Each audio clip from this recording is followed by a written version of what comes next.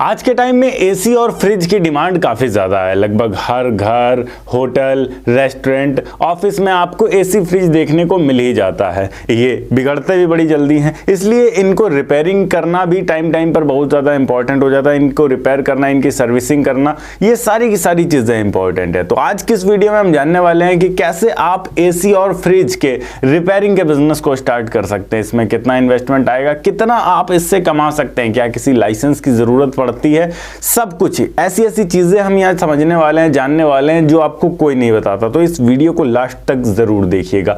Hello and welcome friends, मेरा नाम है अनूप सिंह और आप देख रहे हैं आपका अपना YouTube channel. So let's get started. इस बिजनेस को शुरू करने से पहले आपको प्रॉपर तरीके से काम आना चाहिए। सबसे पहली चीज, काम में कुछ खास चीजें आपको सीखनी होंगी, जैसे AC installation, gas filling, compressor repair करना, PCB repairing, refrigerator cooling system समझना पड़ेगा, वायरिंग और ट्रबल शूटिंग को आपको समझना पड़ेगा अच्छे तरीके से, तब जाकर आप इस बिजनेस को शुरू कर पाएंगे। बिना इन सब चीजों को जाने समझे आप इस बिजनेस को बिल्कुल शुरू नहीं कर सकते हैं। इन सब चीजों को सीखने के लिए आपके पास 2 से 3 ऑप्शंस आते हैं। सबसे पहली चीज तो आप किसी एसी या फिर फ्रिज रिपेयर करने वाले इलेक्ट्रीशियन के साथ में रहें कम से कम 1 से 1.5 साल, ताकि आप अच्छे से सारा काम सीख सकें। या दूसरा तरीका है आपके पास कि आप ITI कर लें। लगभग 1 से 2 सालों का कोर्स होता है, ITI का डिप्लोमा होता है। इसमें आपको गवर्नमेंट सर्टिफिकेट भी मिल जाता है और आपने ITI भी करी हुई है यहाँ पर, तो आप चीज़ें और भी ज़्यादा अच्छे तरीके से समझ पाएंगे। फ्यूचर स्कोप भी काफ़ी ज़्यादा बढ़ जाता है, वहाँ पर भी आपको सीखने को ये सारी चीज़ें मिल जाती हैं।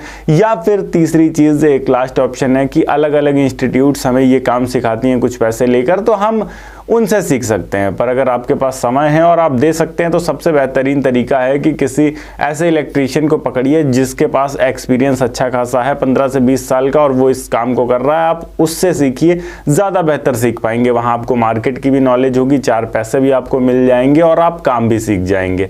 इस बिजनेस को शुरू करने के लिए इन्वेस्टमेंट कितनी आएगी, अगर इसकी बात करें तो इन्वेस्टमेंट के तौर पर आप 50 से 60 हज़ार, मैक्सिमम 70 हज़ार रुपए तक में आप इस बिजनेस को आसानी से शुरू कर सकते हैं। केवल रिपेयरिंग अगर आप शुरू कर रहे हैं, जिसमें आपका शॉप का रेंट रहेगा और बेसिक टूल्स रहेंगी, जैसे खास तौर पर मैनीफोल्ड गेज, इसके अलावा vacuum pump, gas cylinder, multimeter, welding kit, copper pipe tools, screw driver set. ये बेसिक टूल्स के साथ में आप इस बिजनेस को शुरू कर सकते हैं। टोटल काम यहाँ पर आपके स्किल का होगा।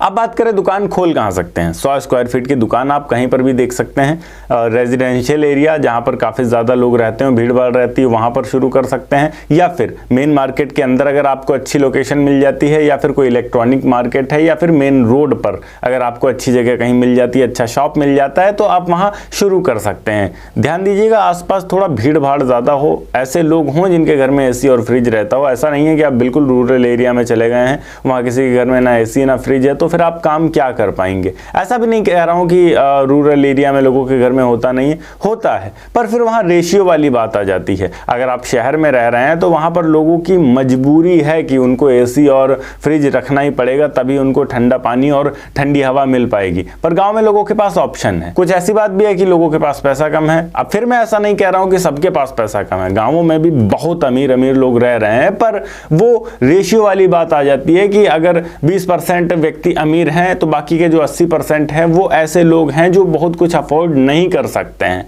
इसलिए ऐसे एरिया में शुरू करिए जहां पर ज्यादा काम आपको मिल सके। बात करें लाइसेंस की, तो लाइसेंस के तौर पर यहाँ पर आपको केवल और केवल शॉप एक्ट रजिस्ट्रेशन करवाना है, और इसके अलावा अगर आप पक्का बिल देना चाह रहे हैं लोगों को तो आप GST रजिस्ट्रेशन करवा सकते हैं, वरना शुरुआत आप बिना इसके भी कर सकते हैं। बात करिए इसमें अब हमारी कमाई कितनी होती है, तो कमाई अलग अलग कामों पर डिपेंड करती है और अलग अलग शहर पर डिपेंड करती है। अलग अलग शहर के कॉस्ट अलग अलग हैं। आमतौर पर हम अगर एक Tier 2 या 3 सिटी की बात करें तो वहाँ पर AC सर्विसिंग का तकरीबन 500 चार्ज पड़ता है, गैस फिलिंग का 2000 रुपये, फ्रिज रिपेयर करने का 300 से 500 रह सकता है, या 1000, जैसी दिक्कत हो वैसा रह सकता है। इंस्टॉलेशन एसी का जो होता है या फ्रिज का होता है, इसका आप तकरीबन 1000 से 1500 रुपए तक चार्ज कर सकते हैं। अब सीजन के टाइम में आप एक दिन का 4 से 5000 रुपए तक भी कमा सकते हैं, पर आउट सीजन में ये काफी ज्यादा कम हो जाता है। तो जो पीक सीजन होगा उसी में आप मेन कमा पाएंगे, बाकी जब आउट सीजन होगा तो आपके पास काम ना बराबर हो जाता है। इसलिए उस टाइम के लिए आपको